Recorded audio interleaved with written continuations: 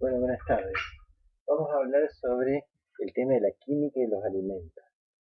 La frase disparadora de esta charla fue una que habrán escuchado muchas veces y si siguen alguna carrera de química la van a escuchar aún más.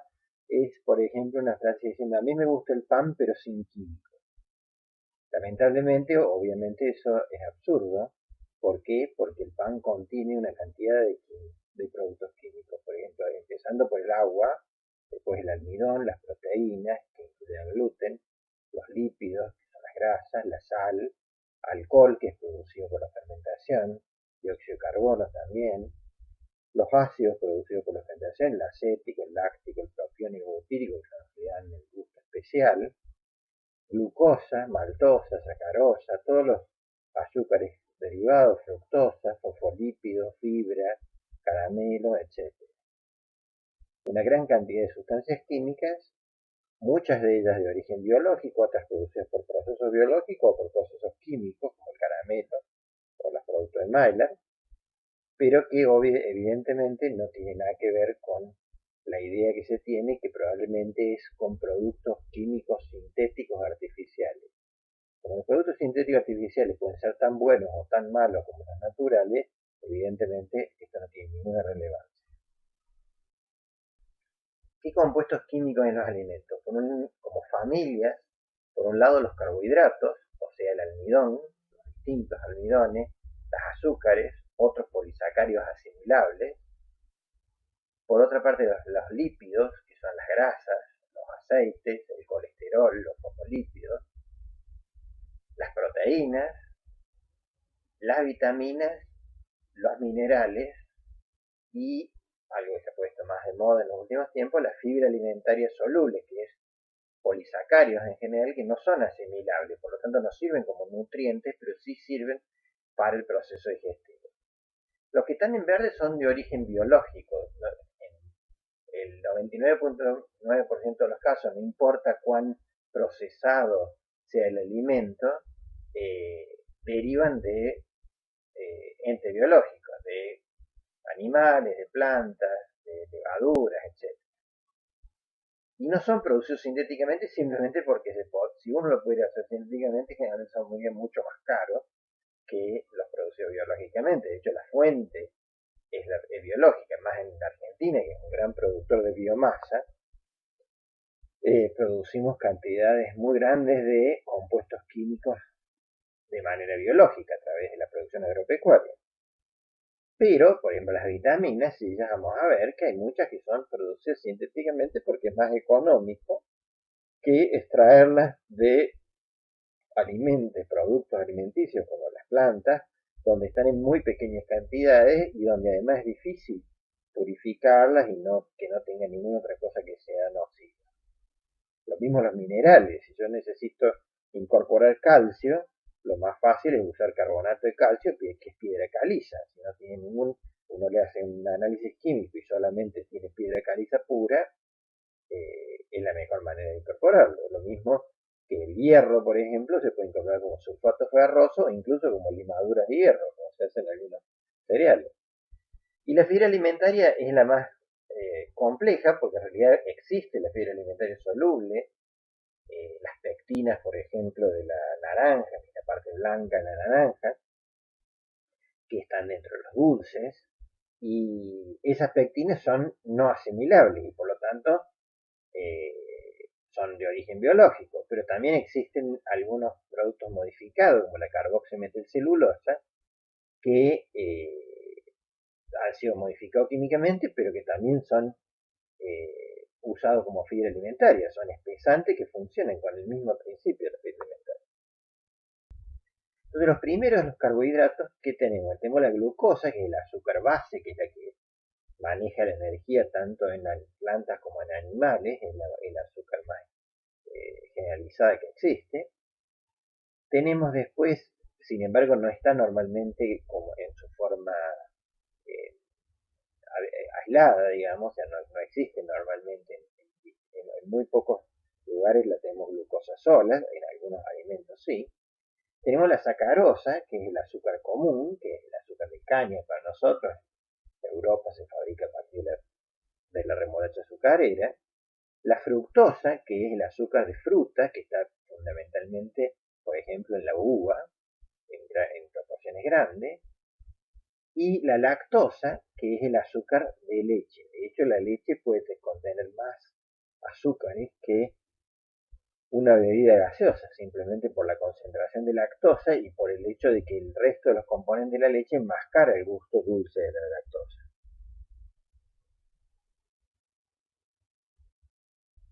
Sin embargo, los carbohidratos más importantes no son las azúcares libres, sino las azúcares en forma de polímero. Por ejemplo, el almidón es un polímero de la glucosa.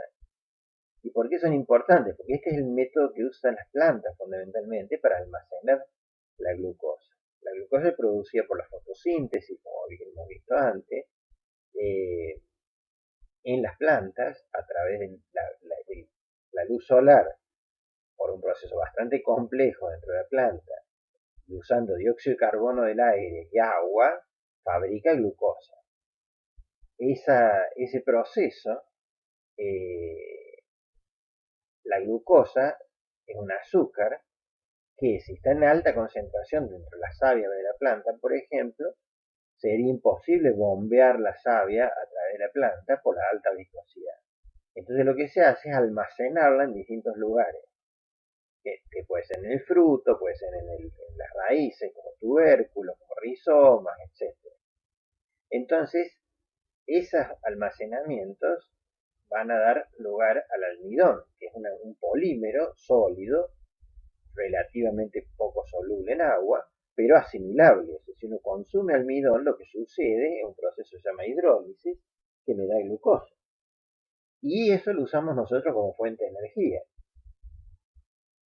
Lo que es muy importante, porque sin esta fuente de energía nosotros no podemos vivir sin glucosa.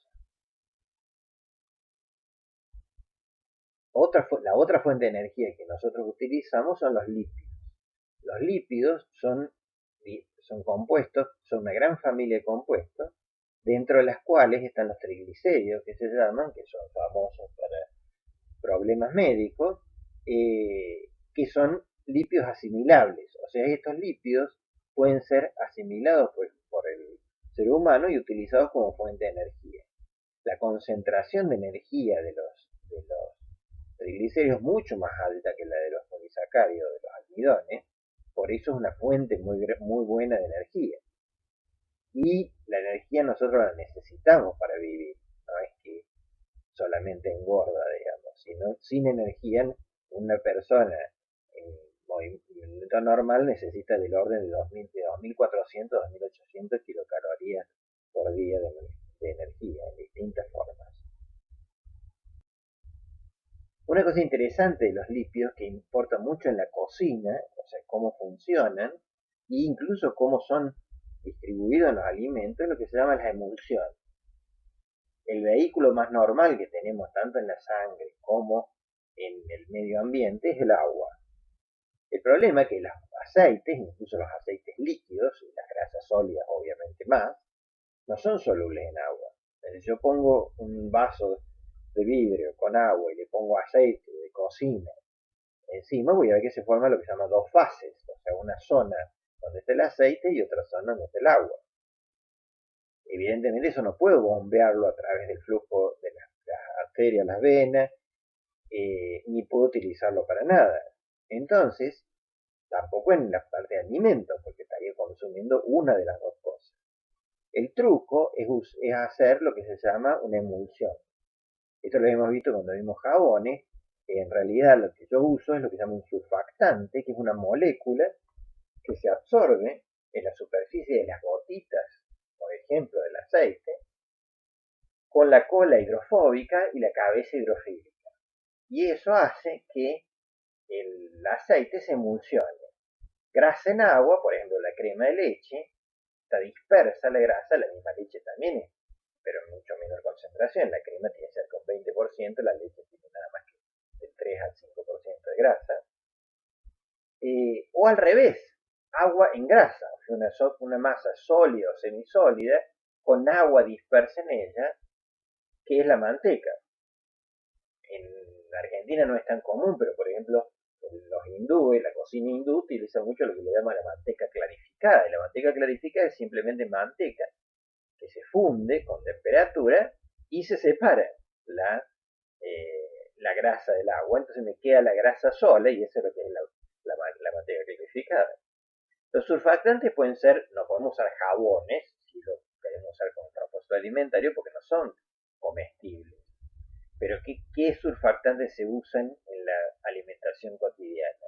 El más común es la fosfatilcolina, que está presente en la soja, en la yema de huevo, y que por ejemplo me permite hacer la mayonesa, que es una emulsión o dispersión de agua en grasa, como la manteca. Pero la grasa es de aceite vegetales, por eso es líquida. ¿Y qué uso? Uso como emulsionante yema de huevo. También puedo usar otros emulsionantes. Puedo usar soja, por ejemplo. Y fabricaré un alimento que tiene las mismas propiedades nutricionales que la mayonesa, pero puede tener gusto distinto. Por eso, si tengo que mantener el gusto, lo que tendré que añadirle los otros componentes que tiene el huevo, por ejemplo, además del surfactante.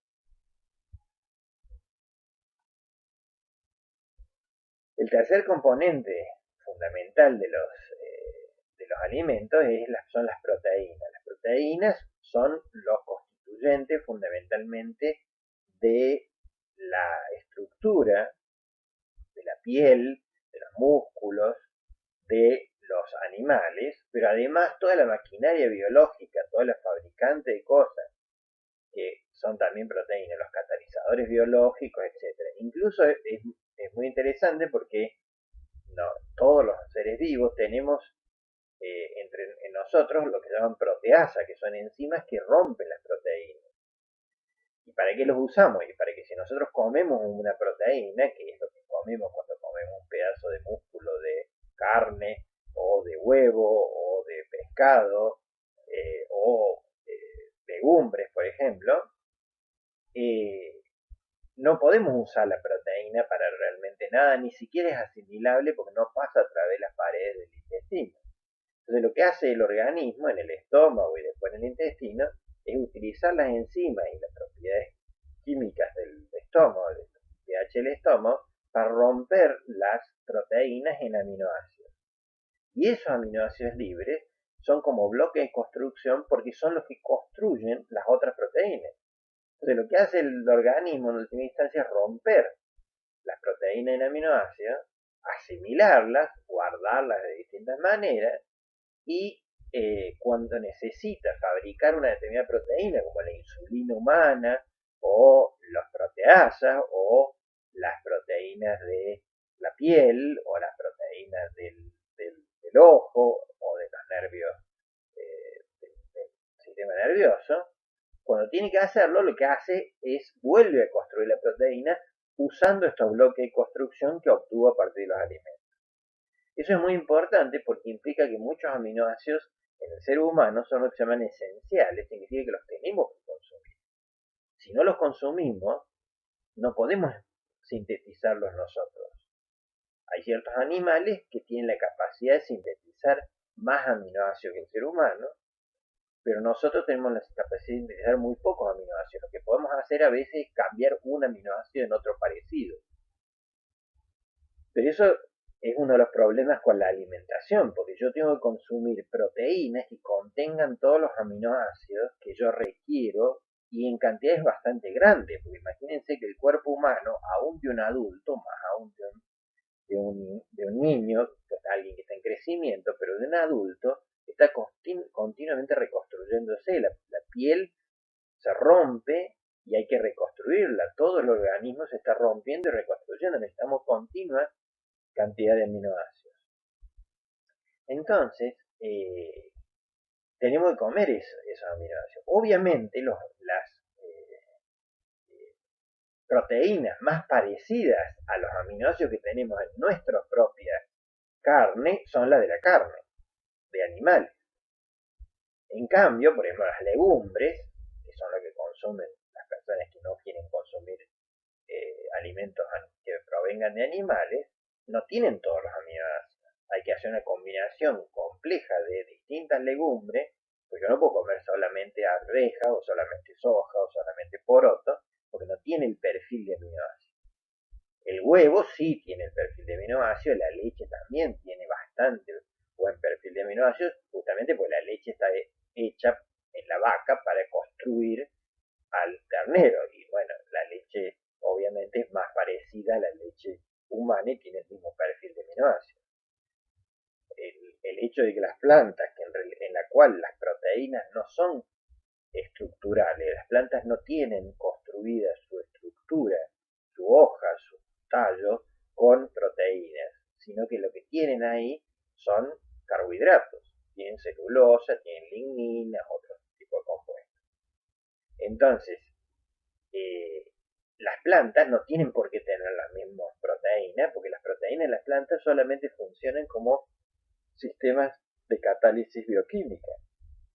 Entonces no tienen por qué ser las mismas que tenemos nosotros en el organismo. Ese es un problema para los vegetarianos, porque los vegetarianos tienen que sumar aminoácidos y algunas vitaminas, como la vitamina B12, que no necesariamente están disponibles.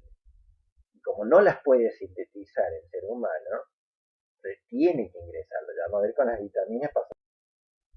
Un tema interesante en las proteínas, que tiene muchas aplicaciones en la cocina, pero que también tiene aplicaciones en otras cuestiones como la eh, desinfección, es la desnaturalización. La desnaturalización es, significa que las proteínas no están lineales, están en una determinada conformación que es biológicamente activa. O sea, una enzima, un catalizador biológico, actúa, por ejemplo, una proteasa. Si yo pongo la gelatina, que es una proteína, la gelatina de los postres es una proteína, pero yo le pongo pedazos de kiwi crudos o pedazos de ananá crudos, que tienen una enzima que se llama pepsina, en la gelatina, aunque yo la endurezca, voy a ver que al cabo de poco tiempo la gelatina se queda totalmente líquida. ¿Por qué? Porque ha sido rota por la enzima. Si ahora en cambio yo cocino el kiwi o cocino el ananá, no actúa más, no funciona más como proteasa. ¿Por qué? Porque lo que yo hice es desnaturalicé la proteína, la transformé irreversiblemente en una forma no activa. Esto lo hacemos todos los días porque es lo que sucede cuando yo tomo, por ejemplo, un huevo y lo caliento, le doy calor o aumento su temperatura, por ejemplo, haciendo un huevo duro.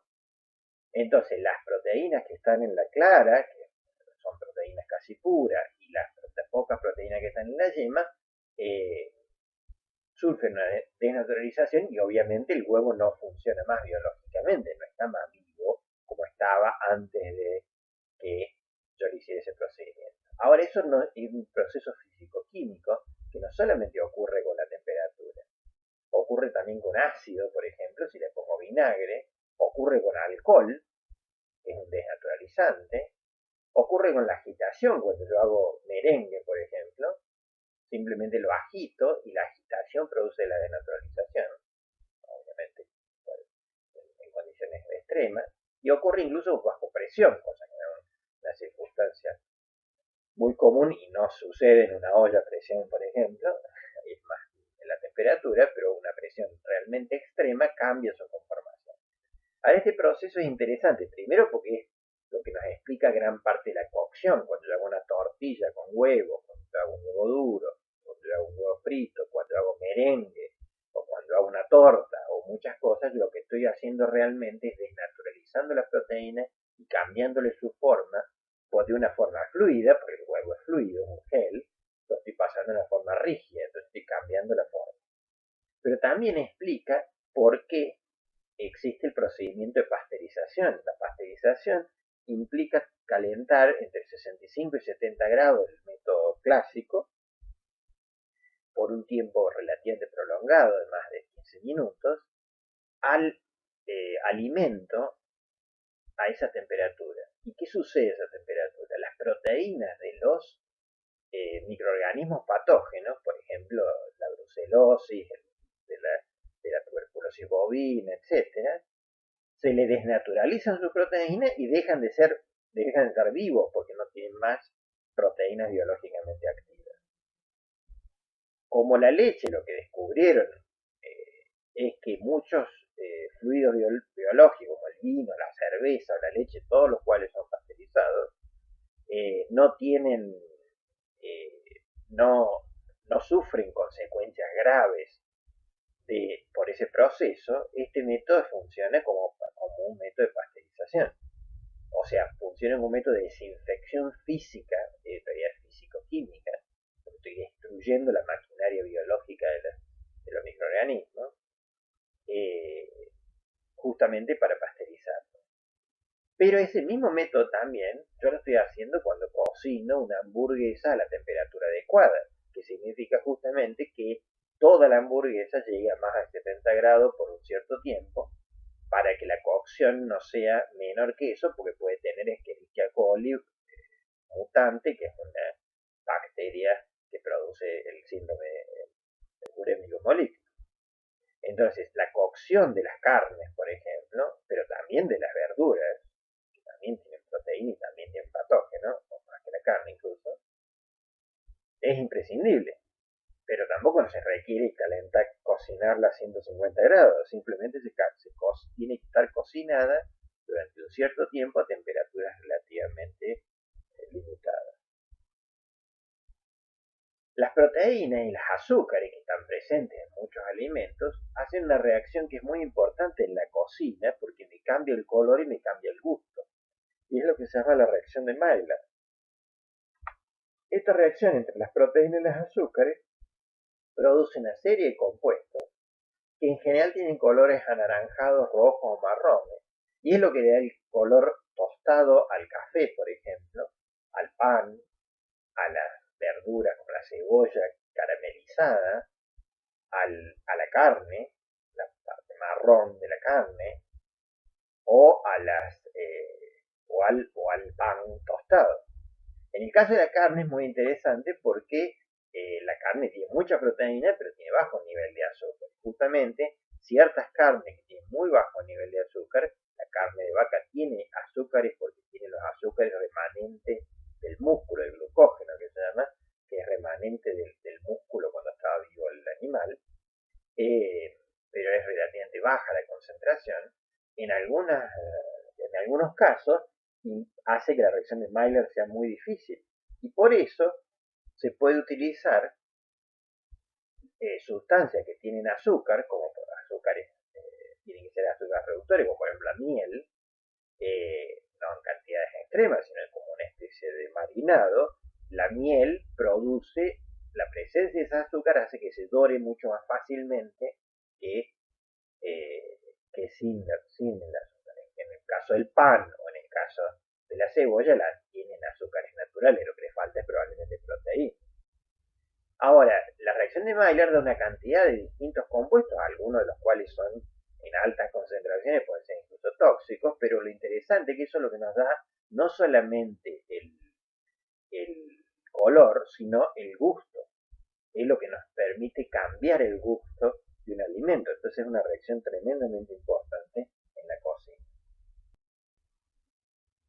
El otro componente son las vitaminas. Las vitaminas son moléculas pequeñas orgánicas, no son polímeros, que tienen distintos tipos. Las vitaminas solubles en grasas, que son las que están presentes en las carnes fundamentalmente y en el germen de los cereales. Entre ellas la vitamina A, por ejemplo, que es muy importante porque es la que constituye nuestro mecanismo de visión. Por eso la deficiencia de vitamina es muy grave. Y de hecho en el mundo, en el sudeste asiático, donde hay muchas personas que viven fundamentalmente una dieta de arroz sin ingresar otro tipo de compuesto, tienen deficiencia de vitamina A. O sea, aún hoy en día. Las D, que son muy importantes para la inmunidad con esto del COVID y también para el crecimiento de los huesos, porque están relacionadas con el mecanismo de transporte del calcio, por eso el raquitismo realmente se producía por ausencia de ciertas vitaminas de tipo D. Estas vitaminas son compuestos esenciales, que significa que los tenemos que consumir porque no los podemos sintetizar. La vitamina D es uno de los casos más diferentes porque justamente el ser humano los puede sintetizar a partir de la acción de la luz solar sobre el colesterol presente en el organismo. Uno no puede tener cero colesterol porque estaría muerto. Entonces, de hecho, una de las características interesantes es que el ser humano originalmente tiene piel negra. O sea, en África, cuando los primeros humanos tenían piel con altas dosis de melanina porque los protegía del sol. Pero esa protección del sol es muy mala cuando la persona está en zonas donde tiene baja iluminación solar, por ejemplo en el norte de Europa. Entonces, los mutantes que tenían inhibida la formación de melanina, o sea, las personas blancas, tenían la ventaja de que expuestos al sol, usando el colesterol, fabricaban vitamina D sin tener que consumirlo. Entonces, obviamente, tuve una ventaja desde el punto de vista biológico para sobrevivir en esas condiciones en el norte de Europa. De hecho, si en cambio van a los climas con mayor insolación, como Australia, por ejemplo, o África, tienen problemas de cáncer de piel, o sea, no es una ventaja de un solo lado. Pero en general, muchas otras vitaminas necesitamos consumirlas, y por eso necesitamos consumirlas buenos alimentos o en forma sintética como aditivos. Las otras vitaminas muy importantes son todas las vitaminas del complejo B, que son solubles en agua, que son moléculas bastante complejas. De hecho, alguna, la BP12, se terminó de descubrir su estructura en la década de 1960, y que tienen acciones muy importantes para la parte metabólica de la oxidación de los sacáridos y otro tipo de cosas. La B7 es una vitamina muy particular que se llama biotina, está presente en el huevo. Sin embargo, el huevo tiene una proteína, que es la avidina, que está pegada con la biotina, está interactuando fuertemente con la biotina y que impide que uno lo asimile. Si uno se come el huevo crudo, no recibe nada de biotina porque es inasimilable. Por eso tiene que ser cocido. Cuando yo cocino el huevo, la yema está en la yema, obviamente, eh, lo que logro es, además de pasteurizarlo también al huevo, por lo cual tiene que estar cocido a relativamente alta temperatura. El huevo poco cocido es bastante peligroso, y utilizado por ejemplo en la mayonesa, el huevo crudo no pasteurizado es muy peligroso. Eh, Además de eso, yo libero a la biotina y el huevo cocido es asimilable. La biotina, que es una vitamina necesaria. Una vitamina que es una provitamina, es una molécula que es el beta-caroteno, que en realidad es como si fuera el doble de la vitamina A. El organismo la consume y la corta como vitamina A. El beta-caroteno está presente en el pimiento, en la naranja, en la zanahoria, obviamente anaranjada por el beta-caroteno. Sin embargo, hoy en día, cuando uno consume beta-caroteno añadido a los alimentos, es sintético. Esa es la serie de síntesis, bastante compleja si uno la mira, pero obviamente como es una síntesis química, puede producir beta-caroteno del orden de gramos a kilogramos. Entonces la cantidad que uno puede producir es muy grande. Y eso es muy importante, por ejemplo, para combatir a la ceguera derivada de la falta de vitamina A. O sea, si podemos darle beta-caroteno barato a distintas personas, para que no tengan ningún problema. Obviamente, como la molécula de beta-caroteno que uno consume comiendo zanahoria y la misma molécula que uno consume sintéticamente son la misma molécula. Entonces, en química, las moléculas son iguales, significa propiedades iguales. No existe la molécula artificial y la molécula natural. Si tienen distinta estructura, obviamente, pero si la estructura es la misma, no existen las moléculas naturales y las moléculas artificiales. Todas las moléculas son. Otra vitamina que también es muy importante, que es la B9, es el ácido fólico, que se consume hoy en día como componente sintético y que está presente en los folatos en distintas verduras, pero en realidad no se conviene esperar es que uno consuma una cantidad suficientemente grande de determinadas verduras que tienen ácido fólico, sino que se añade, por ejemplo, a la harina. Ya lo vamos a ver. Otra más conocida por todos es la vitamina C, que es el ácido ascórbico. El ácido ascórbico obviamente está presente en la naranja, está presente en el kiwi, en las verduras, en la banana, en el tomate, etc. Pero el ácido ascórbico también se puede sintetizar por una síntesis químico-bioquímica, porque fíjense que se usan pasos químicos y pasos con acetobacter, es una bacteria que produce un cambio bioquímico, pero que en realidad es un proceso químico, obviamente, pero lo hace efectivamente la bacteria, y ese cambio produce una molécula de la cual se deriva el ácido ascórbico. Entonces yo puedo fabricar una determinada molécula de la cual puedo derivar el ácido ascórbico, que es esta molécula. Entonces, la vitamina C, que está añadida, por ejemplo, en los jugos artificiales, o que se añade de distintas cosas, es sintética.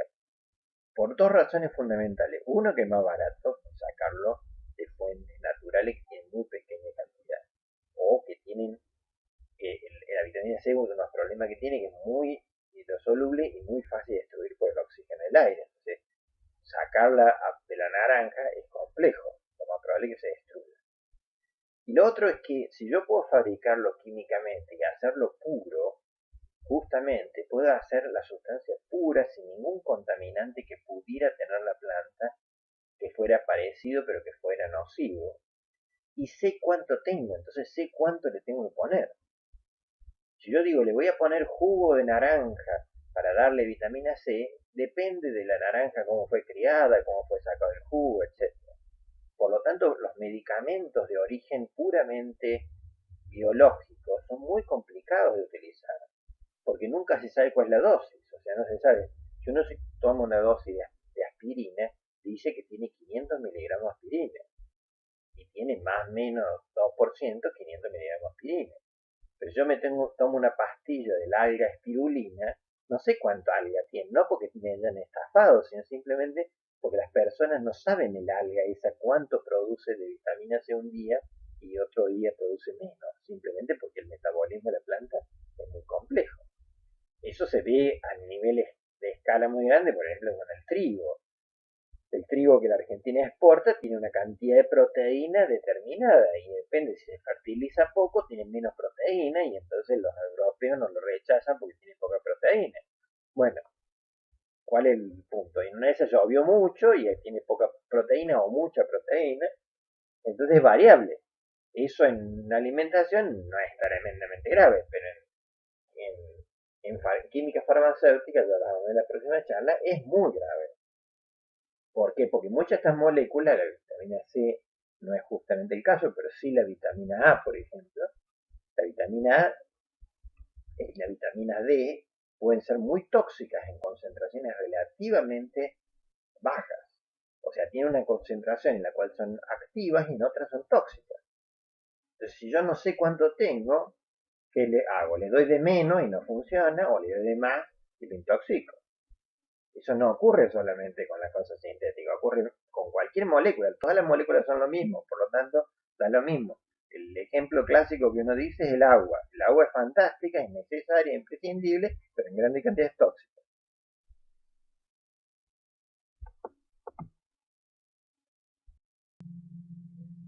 Los otros componentes que se encuentran en pequeñas cantidades y que es específico recibirlo porque son minerales, o sea, son elementos en forma de compuestos inorgánicos que contienen determinados elementos químicos que son necesarios para el organismo. Por ejemplo, el calcio, obviamente, para los huesos, el zinc, que para distintas enzimas, el magnesio también, para, para distintos compuestos del organismo, el hierro, que es más conocido, digamos, y el mismo potasio que está presente en todas nuestras células, como también de las plantas, por lo tanto, es imprescindible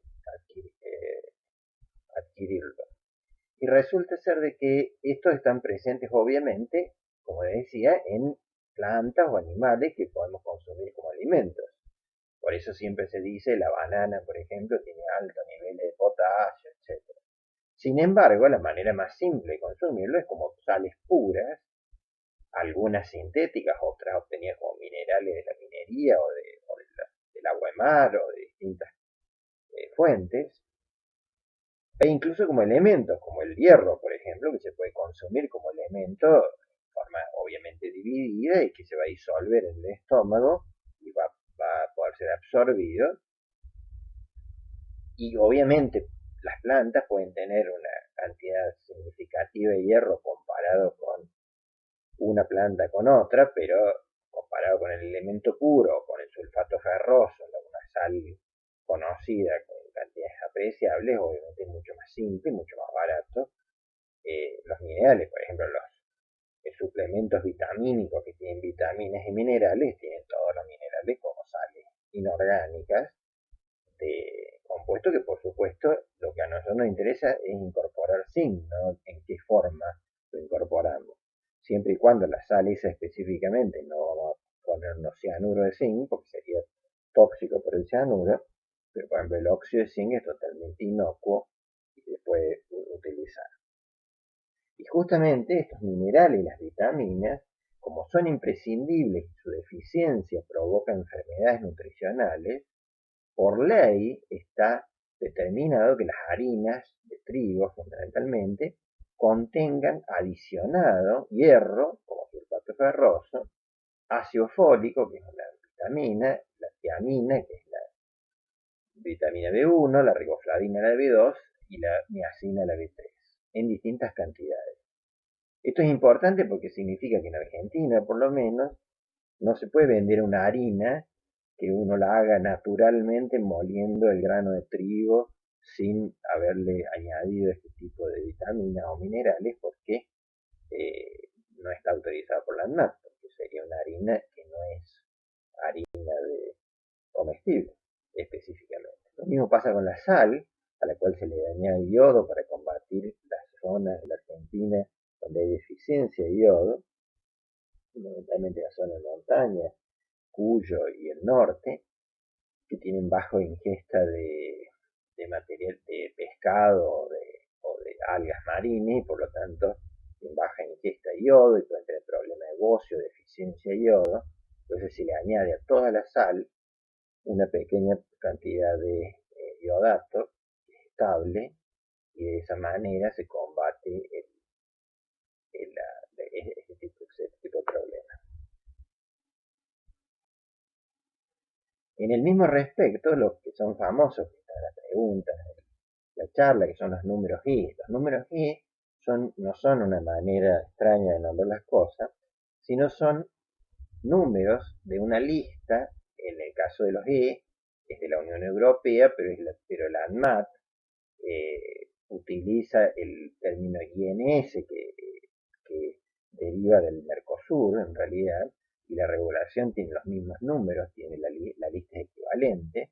En el caso de Europa los decide la Autoridad de Alimentos Europea. En Estados Unidos existe el FDA que tiene las mismas funciones y sus propios números de los distintos aditivos. ¿Y qué son? Son números que se le ponen a los aditivos alimentarios que tienen distintas funciones de colorantes, sabores, conservantes, acidificantes, emulsionantes, distintas funciones necesarias para el alimento y que han sido estudiados su toxicidad, sus efectos a largo plazo y son considerados seguros dentro de la dosis que es aceptada, porque la dosis aceptada, ¿qué tiene que ver? Que todo, como decía Paracelso en el 1300, todo en este mundo es veneno y nada es veneno, todo depende de cuánto es la dosis. O sea, el agua en grandes cantidades nos provoca ahogamiento. Entonces, cualquier cosa, por más buena que sea, en grandes cantidades, la vitamina A, por ejemplo, en una dosis apenas superior a la necesaria, es tóxica. Entonces se requiere mantener la dosis. Y la dosis es complicado porque estamos en un alimento que lo estamos comiendo. Entonces también depende de cuánto nos vamos a comer a lo largo del tiempo. O sea, yo puedo tener una sustancia que si todos los como 1 kilo de ese alimento todos los días, mi dosis total puede ser mucho más grande que la necesaria, pero es un poco irracional que yo consuma un solo alimento que probablemente no sea común como la harina, sino un condimento, por ejemplo, y consuma en cantidades exageradas todos los días. No se puede evitar esto, es decir, nada, no voy a comer con aditivos. Eso no tiene mucho sentido, porque primero porque los aditivos son necesarios, los conservantes son necesarios, porque si no, como les mostraba en el tema de los agroquímicos, si yo no le pongo un conservante, el alimento genera hongos y si yo me como el alimento con los hongos, que muchas veces no los veo, porque los hongos son microscópicos, obviamente, el hongo ha generado micotoxinas que son mucho más tóxicas que el aditivo, por lo tanto el aditivo tiene una función específica. Esto puede ser de origen biológico, lo que se llama mal habitualmente naturales, como la carragenina, que viene de una alga de Irlanda, y que es el E407, y que se usa en dulces, por ejemplo, en dulces fundamentalmente sin azúcar o de tipo light, o puede ser sintético, como por ejemplo el ferrocianuro de potasio, el E536, que está presente en la sal fina, ya vamos a ver para qué. Justamente el ferrocianuro de potasio es un aditivo alimentario que lo que previene es que la sal fina se cristalice, o sea que forme grandes cristales, entonces queda fina justamente, no es que sean molidas, sino que esos cristales han sido fabricados sintéticamente de una solución de cloruro de sodio en presencia de estos aditivos para que tenga esas características. ¿Por qué? Porque nos sirve para salar de otra manera. Yo no puedo salar probablemente un huevo duro con sal gruesa, por más que es el mismo compuesto, el cloruro de sodio, pero no es muy práctico para comerlo. Entonces yo uso una sal que es muy soluble porque tiene pequeñas partículas y por otra parte se puede incluso consumir junto con el alimento y no voy a morder un pedazo de cristal. El ferrocianuro de potasio es un complejo del cianuro con hierro, es completamente inocuo, de hecho en alguna medida funciona como fuente de hierro, pero la LD50, la toxicidad es de 3,6 gramos por kilo y se puede agregar hasta el 2% de sal fina, o sea que habría que comer 10 kilos de sal en un día para llegar a la dosis tóxica. Y si uno hace eso, se va a morir por la sal, no por el aditivo. Por otra parte, el cianuro de potasio, que es un compuesto que suena similar en el nombre, tiene es el cianuro de potasio del envenenamiento, tiene un LD50 de 5 miligramos por kilo, o sea, 700 veces más tóxico, con lo cual pequeñas dosis pueden intoxicar fuertemente.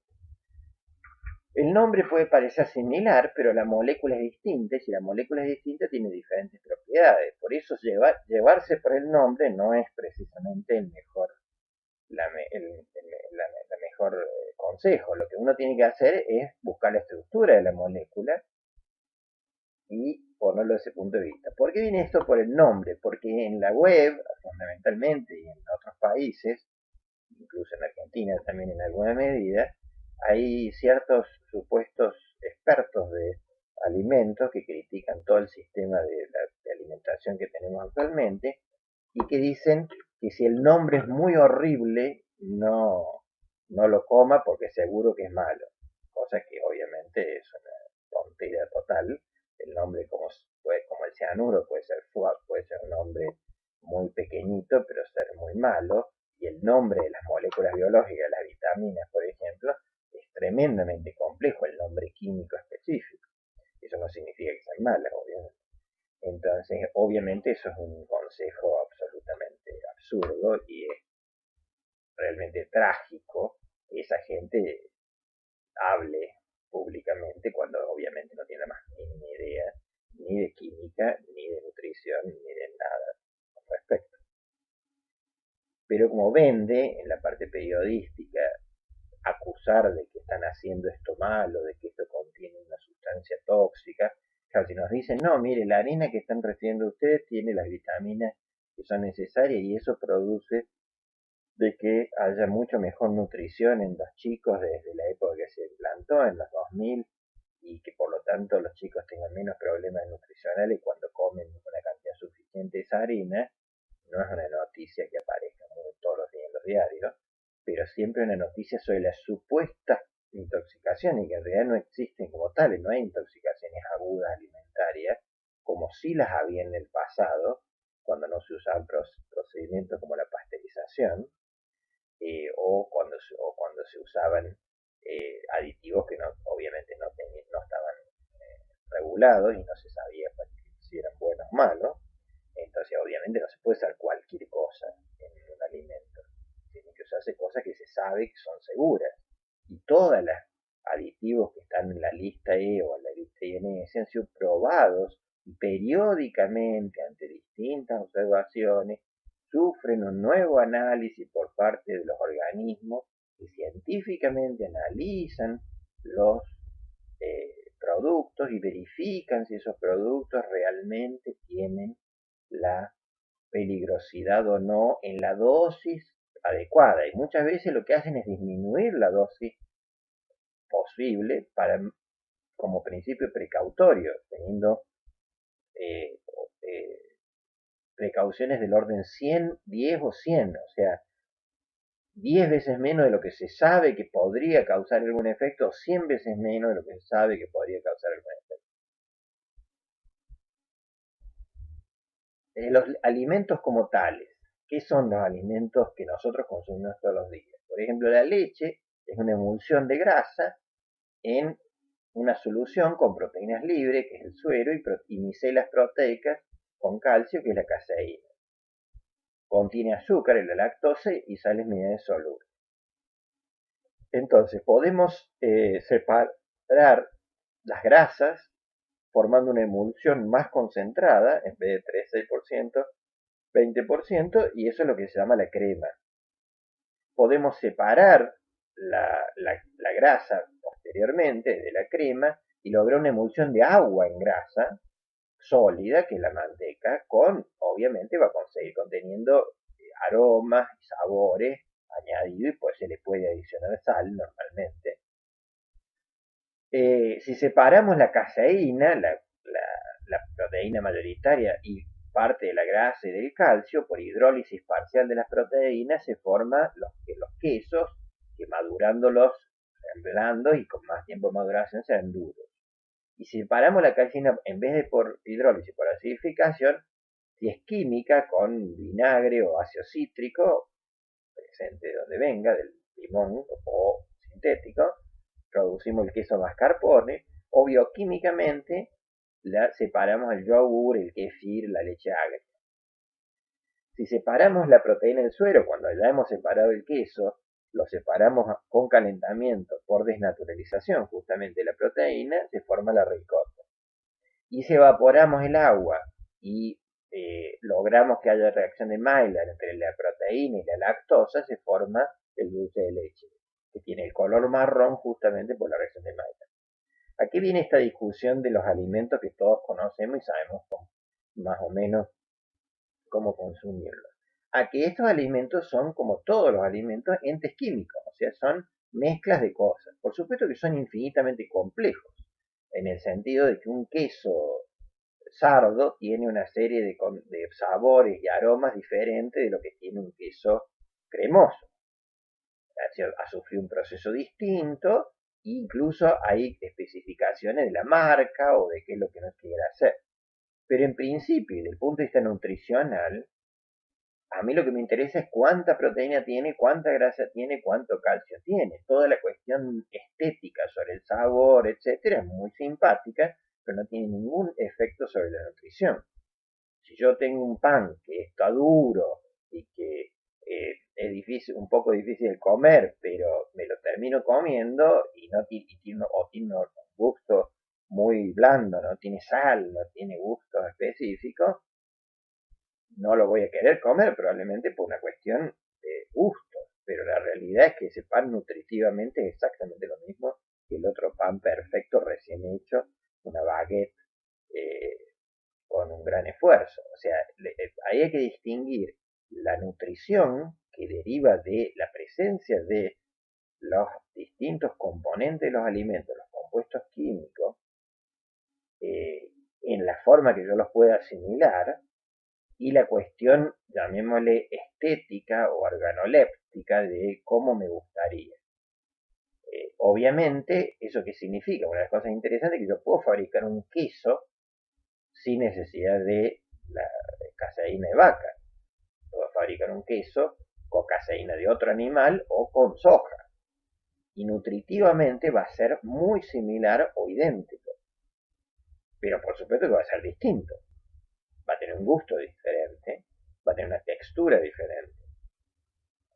Ahora, cuando uno tiene problemas nutricionales reales, o sea, problemas de desnutrición, las cuestiones de gusto y de textura no son tan relevantes como la nutrición real. El pan es una masa fermentada por levadura, que son biológicos, de harina, de trigo en general, con otras harinas también, que es almidones más proteína, fundamentalmente gluten. Al hacer la fermentación, eso se hincha por el dióxido de carbono, parcialmente cuando lo hago en frío, el dióxido de carbono, y todos los gases se expanden cuando lo caliento. Entonces lo pongo al horno, y eso se expande, y si no se va el dióxido de carbono, se expande suficientemente, se forma la costra por reacción de Maillard, fundamentalmente entre las proteínas y el azúcar, y se termina armando la estructura. La reacción de fermentación, muy groseramente, es la reacción de la glucosa para formar alcohol y dióxido de carbono. De hecho, el olor a pan fresco es fundamentalmente la cantidad de alcohol y volátiles en el alcohol que tiene el pan. Por eso se va perdiendo con el tiempo, porque se va evaporando. ¿Qué son las levaduras? Bueno, la levadura más clásica que usa todo el mundo es la levadura de cerveza, que es la Saccharomyces cerevisiae, que es una levadura pura, una levadura que tiene una sola levadura y es obtenida a partir de la industria de la cerveza, donde también se hace la misma fermentación. Ahora se ha puesto de moda la llamada masa madre, que lo de masa madre es un invento argentino-español, porque no sé por qué tiene que ver con masa madre. La idea de guardar masa de una semana a la otra se puede hacer también con la levadura de cerveza, eso no es el punto. El problema es que la masa madre generalmente se hace con levaduras naturales, salvajes, que se toman del aire. Entonces, si yo pongo la harina con agua al aire a sacar levadura, va a tomar todo tipo de levadura. Algunas de tipo Saccharomyces y otras cualquiera. Va a tomar también bacterias lácticas, que son las bacterias del yogur. Por eso es que tiene ese gusto agrio y se conserva más tiempo, claro, porque se produce ácido láctico y el ácido láctico es un excelente conservante fabricado naturalmente. Justamente en inglés esto se llama la sourdough, que es masa agria, no masa madre. Entonces, el problema es los signos de pregunta. ¿Qué otras cosas entran dentro de las levaduras que están en el aire? Y de todo, por ejemplo, SARS-CoV-2, o sea, en el aire hay de todo. Por ejemplo, levaduras patógenas, hongos que pueden, Aspergillus niger, que puede fabricar micotoxinas en el pan, con lo cual no es muy saludable el famoso asunto de la masa madre. Por una parte, cuando yo lo cocino el pan, lo pasterizo e inactivo todas las levaduras, pero el problema, lo que no puede eliminar son las toxinas. Si yo lo dejé, como se sugiere en algunos lados, para la baguette, por ejemplo, dejándolo un día o 2 días fermentando lentamente, se pueden desarrollar hongos y los hongos esos generan toxinas y después me como las toxinas. Y esas toxinas son mutagénicas y cancerígenas. No es para asustarse al otro día, no vaya a pasar, porque lo mismo con los aditivos, la dosis es muy baja, pero no es necesario hacerlo. ¿Qué se le puede poner al pan? Se le puede poner sal, como conservante, para dar gusto obviamente, azúcar, para, como está ahí en el gráfico, para promover la formación de la glucosa y por lo tanto promover la fermentación. Se le puede poner grasas que le cambian la textura a la masa, entonces depende del tipo de pan. Las grasas pueden leche o directamente como grasa de vaca o aceite. También se le pueden poner ácidos orgánicos, en vez de esperar que se forme láctico, ponerle ácido propiónico, sórbico, que se forman naturalmente en la fermentación, para que se conserve el pan más, y por eso los panes industriales tienen mucho más conservación que los panes caseros, porque tienen este tipo de conservantes que obviamente son totalmente inocuos, porque están en algunos panes, por ejemplo en los panes de masa madre. Otra cuestión interesante es que qué diferencia entre la harina integral y la harina normal blanca. La harina integral lo que tiene es la cáscara del trigo molida junto con la parte interna, el endospermo que se llama. Y eso lo que hace es eh, aporta ciertos minerales que el endospermo no tiene y aporta fibra no asimilable. Eh, que bueno, puede ser útil en la digestión o no, depende, también tiene otro tipo de efectos. Y ahora no es lo que muchas veces se dice el pan negro que se llama en Argentina, que en realidad lo que tiene es la cáscara mezclada, eso es bastante inútil. La harina integral es una harina fina, gris, marrón, que está mezclada con la otra harina, entonces tengo un solo, pero no tiene por qué ser con pedacitos de nada. De hecho, ponerle semillas al pan es bastante discutible cuál es su efecto, porque es más o menos como comerse las semillas solas, y si yo no las mastico las semillas, en general no las asimilo, por lo tanto es lo mismo que le hubiera puesto un grano de arena, del punto de vista nutricional, obviamente. La cocción, ¿qué significa? Produce la expansión del dióxido de carbono, por eso se hincha el pan, leva, o no, en realidad, levar sería lo que sucede en frío, pero se le llama levar en la televisión por lo menos, desnaturalizan las proteínas, con lo cual el pan queda en la forma que está, no va a cambiar más, no es elástico. Se gelatiniza el almidón, que es un proceso más complejo y es el que después se revierte cuando el pan se endurece. Por eso es que si yo gelatinizo el pan, por ejemplo, si el pan se endurece y yo lo pongo en el microondas y lo ablando, dura un ratito y después vuelve de vuelta más duro todavía que antes, o sea que no es muy práctico. La reacción de Maillard, que produce el dorado, en el exterior fundamentalmente, se puede promover poniéndole otras cosas, como el pretzel, y la pasteurización y inactivación de levadura, por lo menos mato todas las bacterias. ¿Por qué? Porque lo trabajo a 130 grados, obviamente voy a matar todas las bacterias y las levaduras, los hongos que puedo haber tenido. Las carnes son masas de fibras proteicas y de grasa que contienen minerales y contienen vitaminas, algunas esenciales como la B12. Cuando las cocino, lo que hago es desnaturalizar la fibra proteica, por eso se ablanda, es mucho más dura la carne como tal que la carne cocinada. Se fusiona y se elimina la grasa, depende del procedimiento de cocción que yo use, y se inactivan los microorganismos patógenos. O sea, por eso es que la hamburguesa debe ser cocinada internamente a 70 grados para pasteurizarla y eliminar cualquier microorganismo, salmonella, escherichia coli, etc.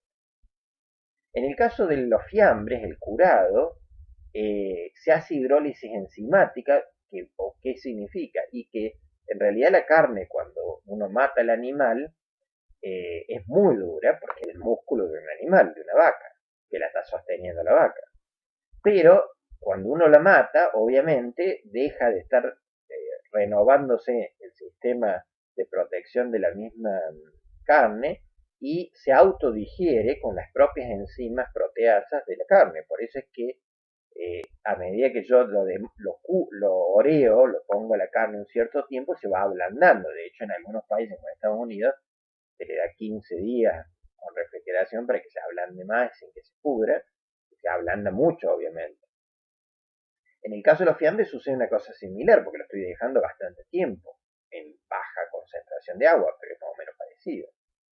Se enrancia parcialmente, el caso más extremo es el chorizo en grasa, que es conservado en los ácidos butíricos del enranciamiento, y o se oxigena, en caso raro, fundamentalmente se nitrosa la hemoglobina. ¿Por qué? Porque la hemoglobina es la hemoglobina como tal de la carne fresca es roja.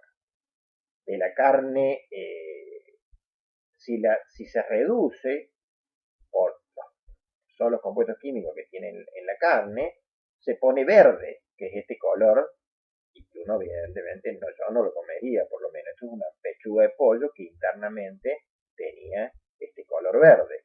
Entonces, para evitar que adquiera este color verde, se le pone nitrito o nitrato, que se reduce también lo mismo, de esta manera más clásica, por ejemplo, a los chorizos para producir salamín o al jamón serrano o jamón crudo, que forma la nitrosohemoglobina que tiene este mismo color rojo, o sea, es otro compuesto distinto. Como este compuesto específicamente no es tóxico, los nitritos pueden ser complicados, pero el compuesto no es tóxico, tiene el mismo color, por lo tanto me mantiene el color rojo y yo lo acepto como una comida razonable. Bueno, las legumbres, que son otro alimento muy interesante porque tienen alta concentración de proteína y algunas tienen grasas y otras azúcares o almidones. Las legumbres, distintas legumbres, hay una gran variedad, contienen, como decía, concentraciones de proteína equivalentes a la de la carne, por eso son el gran fuente de proteína, por ejemplo, para los vegetarianos y veganos, y algunas contienen lípidos o almidón. Con la soja se puede fabricar leche, la bebida de soja, como se le llama en Argentina, porque no se le puede llamar leche, pero es en esencia el leche de soja, es grasa más proteína, tiene calcio, pero se puede añadir si es necesario, no tiene azúcar, pero se le puede añadir, no tiene lactosa obviamente, pero se le puede añadir sacarosa, si es que no quiere. Y con lo mismo se puede fabricar el tofu, y distintos quesos orientales, que son en esencia lo mismo que el queso, son proteínas o grasas con calcio, etc. Con el garbanzo se fabrica un pan, que es la proteína más almidón, que es la faina, o sea, la equivalente genovesa de la pizza. Una cosa importante es que las legumbres crudas contienen inhibidores de enzimas digestivas que se deben desnaturalizar calentando o extraerlas en un medio básico como bicarbonato, remojando bicarbonato, en solución de bicarbonato, porque son inhibidores de la digestión, por eso muchas veces las legumbres crudas son totalmente poco digeribles. Y además inhiben la digestión del almidón, por ejemplo. De hecho, ahora se ha puesto de moda ponerle un preparado que me impide que digiera el pan, por ejemplo, lo que es bastante extraño porque voy a querer que no digerir algo para que me lo como, pero existe, hoy en día el ser humano es bastante complejo, y eso se hace con extracto de inhibidores, se le extrae la proteína, que es una proteína especial que es un inhibidor, al poroto blanco, y el poroto, entonces eso si uno desparrama sobre arroz, por ejemplo, no va a poder asimilar el arroz porque la amilasa que tenemos en el organismo para romper la molécula de arroz en glucosa es inhibida por este inhibidor. Ahora, ¿por qué la legumbre tiene un inhibidor? Porque la naturaleza no está a nuestro servicio, como algunas naturistas parecen creer, sino la naturaleza está a servicio propio. Y nosotros lo que estamos haciendo es comiéndonos las semillas de otro ser vivo. Entonces, las legumbres, por la evolución, desarrollaron mecanismos de defensa, venenos, entre comillas, en contra de los animales para que los animales no se lo coman. Si un animal se come soja y no la puede asimilar, al cabo de un tiempo los animales que tienen esa característica no van a comer soja, o sea, aprenden que hay ciertas cosas que no son tóxicas, pero no sirven como alimento. Justamente, eh, como el animal no lo puede cocinar ni pasarle bicarbonato, funciona de esa manera. Entonces, nosotros lo que estamos tratando de hacer es eliminar, muchas de las artes de la cocina son eliminar los mecanismos protectivos que tienen los alimentos contra nosotros, contra los animales que se quieren comer la semilla. El propósito biológico de la semilla es formar una nueva planta, no es alimentarnos nosotros. Entonces, justamente necesitamos usar ese tipo de mecanismos de artificiales, porque la cocción es obviamente artificial, para consumirlo.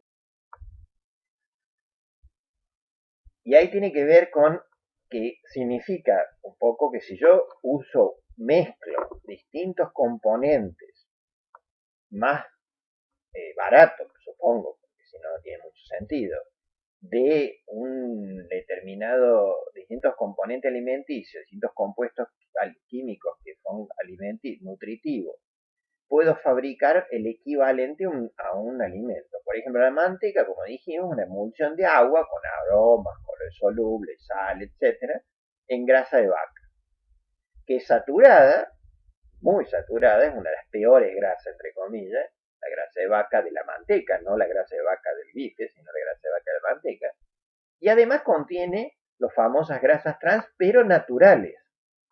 O sea, da lo mismo que sean naturales o no naturales, pero bueno. La margarina se inventó a principios del siglo XX, es una emulsión de agua con aroma y color soluble en aceites vegetales saturados. ¿Por qué saturado? Y porque para que sea sólida. Porque si no, los aceites son líquidos, quedaría una cosa mucho más pastosa. De hecho, las margarinas pueden ser relativamente blandas. Ahora no puede contener grasas trans, porque en el proceso de hidrogenación se podían producir ciertas concentraciones de grasas trans. Se le prohibió a la margarina que contenga grasas trans, lo que me parece fantástico, pero no se le puede, lo demostró en Dinamarca, no se le puede prohibir a la manteca que tenga grasas trans porque viene de la vaca la grasa trans. Entonces tenemos el caso absurdo de que una cosa que se sabe que es mala para la salud, como son las grasas trans y las grasas saturadas, está presente en un producto natural como es la manteca, a pesar de que es procesado, pero el procesamiento no le introdujo la grasa trans, y el alimento artificial completamente nuevo que no existe en el sistema natural, porque igual la manteca tampoco, pero digamos, no existe la leche, o no sale de la leche, tiene propiedades nutritivas mejores o iguales, por lo menos. Entonces, sin embargo, no se le puede llamar a la margarina manteca vegetal o no sé qué.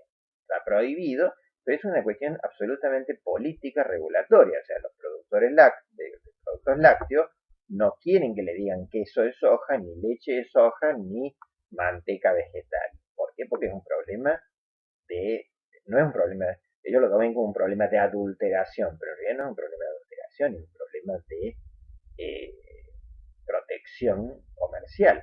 O sea, no le quieren decir a la gente que el otro producto es igual o mejor al de ellos, que es muchísimo más caro, no por culpa de que lo cobren caro, sino porque es mucho más difícil hacer manteca que hacer margarina, obviamente. O sea, es mucho más barata la margarina, los componentes que utiliza son más baratos, porque son mejores, no tiene que ser malos por ser baratos, y por lo tanto podría ser exactamente lo mismo. Ese es un caso negativo. Ahora hay casos interesantes, que es interesante a nivel de la formación profesional, porque esto es el futuro.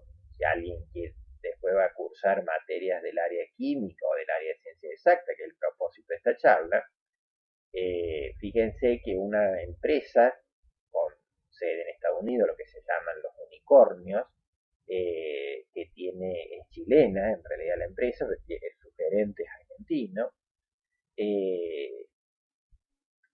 recibió una inversión de 235 millones de dólares en Estados Unidos para fabricar alimentos sin animales, alimentos tecnológicos, y eso es lo más interesante. ¿Qué es un alimento tecnológico? Una leche, por ejemplo, que obviamente no venga de la vaca, ni de la cabra, ni de la oveja, del camello, pero que venga de la mezcla de elementos, en el caso de estas personas, que son plantas. Y lo que hacen es, bueno, la leche de vaca es lo que veíamos antes, que tiene distintas vitaminas, y la composición de la leche esta que se llama Not Milk, según la propaganda del sitio de ellos, estaría disponible en Río Cuarto, aunque yo me parece que no la probaría, lo más probable es que sea bastante más cara que la leche de vaca. Tiene agua, tiene proteína de arveja, azúcar y sacarosa, aceite de coco y aceite de girasol alto oleico como lípidos, o sea, como grasa. Y después tiene una serie de cosas que según ellos dan propiedades especiales como fibra chicoria, concentrada de ananá, vitaminas añadidas, naturales, porque son fabricadas por algún microorganismo, pero después reguladores así es como el fosfato y potásico, que es mineral, el cálcico, distintas gomas, y esta, que es una molécula sintética orgánica que la tienen las mayonesas. Lo interesante es que no se puede llamar leche. De hecho, es muy interesante porque en inglés esta leche, la empresa se llama Notco y la leche se llama Not Milk, o sea, no leche, cosa que es muy vivo desde el punto de vista comercial porque pueden perfectamente vender en Estados Unidos o en cualquier país de habla inglesa un producto que se llame Not Milk porque justamente están diciendo claramente que no es leche. Lo mismo venden la Not Mayo, que no es mayonesa, la Not Ice Cream, que no es helado, todos Not. Porque si le llegan a decir leche de vegetal o algo por el estilo, automáticamente tiene el problema con los productos de leche. Entonces, lo interesante es que nutritivamente, salvo que las vitaminas no son las mismas, pero probablemente lo tengan controlado, o bien, ojo, el concentrado de ananá y el concentrado de repollo contengan las otras vitaminas que no tiene, por ejemplo, la B2, es muy probable. Entonces, nutritivamente, los dos productos son iguales. ¿Por qué voy a querer comer leche de esta y no la leche de vaca? No hay mucho drama. Hoy en día, si está pasteurizada, la leche de vaca no tiene microorganismos. En el pasado hubiera sido muy bueno, porque era muy peligrosa la leche de vaca, pero actualmente no. Pero, bueno, yo no quiero, esta gente lo que dice que ambientalmente los animales tienen un impacto ambiental mucho más grande. Las vacas de tambo en la producción de dióxido de carbono, gases de efecto invernadero, uso de agua, uso de tierra, etcétera, que no la arveja, que en última instancia es fuente de proteína, o el coco o el girasol, que son fuentes de lípidos. Fíjense, interesante porque el aceite de coco es famoso porque tiene muchas grasas saturadas, o sea, esta gente llevó, según ellos por inteligencia artificial, okay, llevó a ponerle grasa saturada, que no son buenas, entre comillas, pero la leche de vaca también tiene grasa saturada, que tampoco son buenas. Estamos en la misma.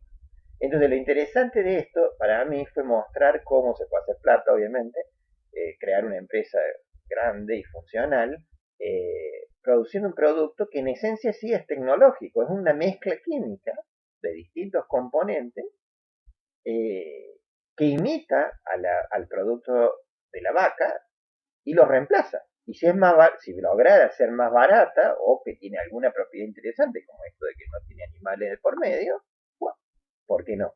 Digamos.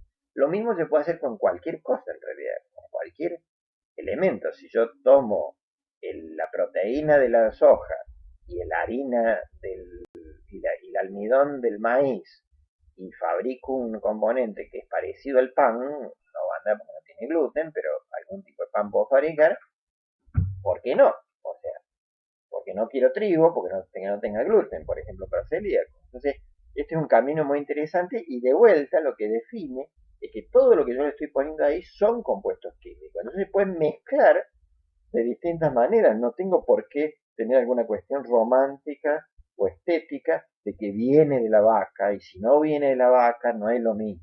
Eso es verso. O sea, obviamente, si yo tengo los mismos componentes que me aportan los mismos nutrientes, da lo mismo que venga de la vaca, que venga de la cabra o que venga de la res. Bueno, muchas gracias por su atención. ¿Alguna pregunta?